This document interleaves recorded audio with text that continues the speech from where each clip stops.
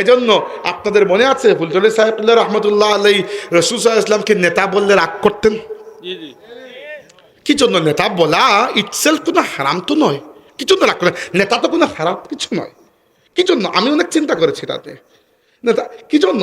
একবার পরে আমাদের বড়রা জবাব দিয়েছেন নেতা বলে রাগ করতেন কি জন্য। কারণ নেতা খুবই দুনিয়াবি একটা শব্দ, দুনিয়াবি টাইটেল। নেতা কে?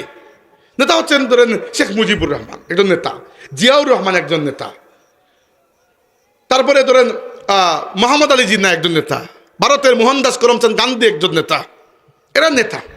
আব্রাহাম লিঙ্কন একজন নেতা, উইনস্টন চার্চিল একজন নেতা, এরা নেতা। এমনকি দুনিয়ার সেরা নেতা বা কেউ যদি থেকে থাকে আলেকজান্ডার দি গ্রেট, তবুও তো নেতা, এর উপরে তো খেতা তো নয় নেতাই, তাই না?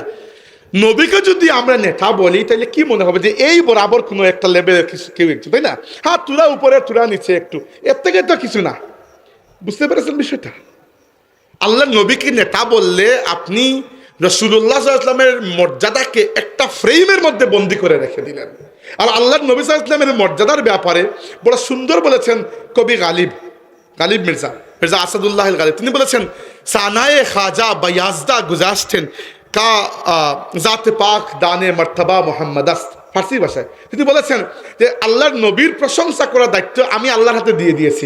আল্লাহই ভালো জানেন তিনি তার নবীকে কি কি শান দান করেছেন। তো হাজরিন, এই জন্য আল্লাহ নবী সাল্লাল্লাহু আলাইহি ওয়াসাল্লামের সাথে আমরা নেতা এই সকল শব্দ ব্যবহার করি না, কারণ এগুলা খুবই দুনিয়াদারি শব্দ। যদিও আমরা সাইয়্যিদুনা বলি, সাইয়্যিদ শব্দের অর্থ নেতা, যতই অর্থ হোক না কেন এরপরেও আমরা নেতা বলি না, কারণ যদিও ইটসেলফ এটা কোনো হারাম শব্দ বা খারাপ শব্দ নয়, নবীর সাথে ব্যবহার করার ক্ষেত্রে খেয়াল করি আমরা, কারণ নবী আমাদের মতো নয়, আমরাও নবীর মতো নয়। রাসূলুল্লাহ সাল্লাল্লাহু আলাইহি ওয়াসাল্লাম সৌমে উইসাল রাখতেন, এটা বলে শেষ করছি, আমার গলা আর যাচ্ছে না। আল্লাহ নবী সৌমে উইসাল রাখতেন। সৌমে উইসাল মানে বিরামহীন রোজা। একদিন রোজা রাখলেন, ইফতার করলেন না, পরের দিন কন্টিনিউ করলেন, হয় ইফতার করলেন নইলে ওই দিনও কন্টিনিউ করে 3 নম্বর দিন গিয়ে ইফতার করলেন।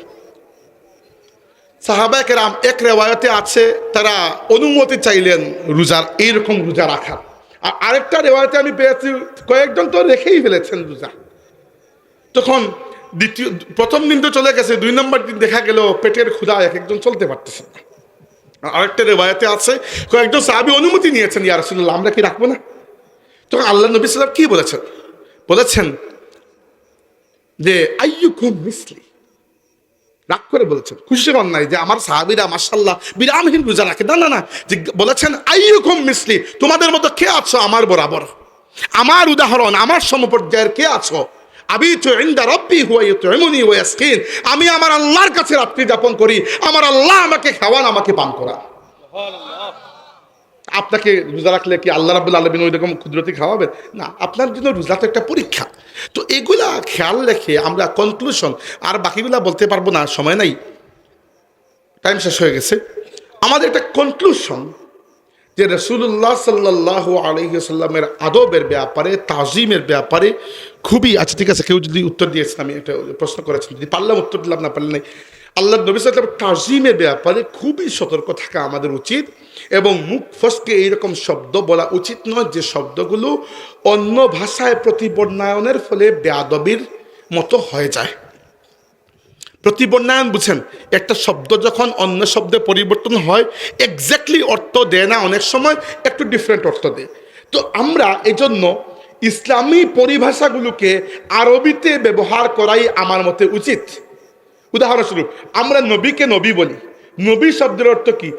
যার কাছে গোপন সংবাদ আসে। তো আপনি নবী বলতে অর্থ করবেন যে যার কাছে গোপন সংবাদ আসে না। নবীকে আমরা বাংলায় কি লিখি? নবী তো লিখি, তাই না?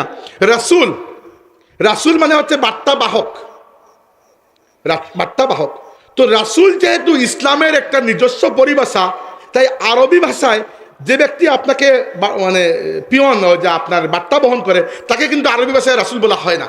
যদিও রাসূল বলাটা আবিধানিক করতে ভুল নয়, কিন্তু যেহেতু ইসলামে রাসূল একটি মর্যাদাপূর্ণ শব্দ, তাই আরবি ভাষায় পোস্টম্যান যে চিঠি ডেলিভারি দেয়, পিয়ন, তাকে বলা হয় সাইল বারিদ। এইভাবে আমরা বলি সিদ্দিক। সিদ্দিকের কোনো বাংলা অর্থ করার দরকার নেই। সিদ্দিক মানে সিদ্দিক, শহীদ মানে শহীদ। তারপরে সালেহ মানে সালেহ, আউলিয়া মানে আউলিয়া। এইভাবে রাসূলুল্লাহ সাল্লাল্লাহু আলাইহি ওয়াসাল্লামের শানে এমন কোনো শব্দ ব্যবহার করা উচিত নয় যে শব্দগুলোর মধ্যে সামান্যতম বেয়াদবির সায়বা এসেছে, নইলে আপনার ঈমান বরবাদ হয়ে যাবে। এমন কোনো কিছু বললেন যেটাতে আল্লাহর রাসূল সাল্লাল্লাহু আলাইহি ওয়াসাল্লাম কষ্ট পেলেন, কি হবে জানেন? ইন্নাল্লাযীনা ইউযুনাল্লাহা ওয়া রাসূলাহু লাআনাহুমুল্লাহু ফিদ দুনিয়া ওয়াল আখিরা। যারা আল্লাহ এবং তার রাসূলকে কষ্ট দেয়। থামেন এখানে। আল্লাহকে আপনি কষ্ট দিয়ে দেখান তো পারবেন? পারবেন না। Out of your reach. আল্লাহ রাব্বুল আলামিনকে কিছুই করতে পারবেন না। আল্লাহুস সামাদ, আল্লাহ তো বেনিয়া অমুখাপেক্ষী। তো আল্লাহকে কষ্ট দেওয়া মানে হচ্ছে রাসূলকে কষ্ট দেওয়া, মানে আল্লাহকে কষ্ট দেওয়া। মান ইউতিউর রাসূলা ফাকাদ আতা আল্লাহ। যে রাসূলের আনুগত্য করে সে আল্লাহর আনুগত্য করে। এভাবে যে রাসূলকে কষ্ট দেয় সে আল্লাহ তাবারক ওয়া তাআলাকে কষ্ট দেয়। তো এর ফজিলত কি? কষ্ট দিলেন, ফজিলত কি? ফজিলত হচ্ছে লাআনাহুমুল্লাহু ফিদ দুনিয়া ওয়াল আখিরা। দুনিয়া এবং আখিরাতে এই ব্যক্তির উপর আল্লাহর লানত বর্ষিত হয়।